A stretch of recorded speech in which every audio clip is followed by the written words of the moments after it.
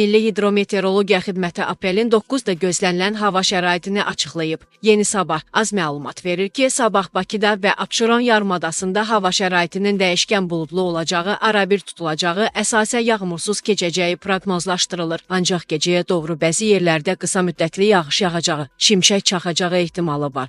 Güclü şimal-qərb küləyi günün ikinci yarısında mülayimləşəcək. Havanın temperaturu gecə 10-14 dərəcə isti, gündüz 15-18 dərəcə isti olacaq. Atmosfer təzyiqi 762 mm civə sütunundan 757 mm civə sütununa enəcək. Nisbi rütubət gecə 70-75%, gündüz 55-60% olacaq.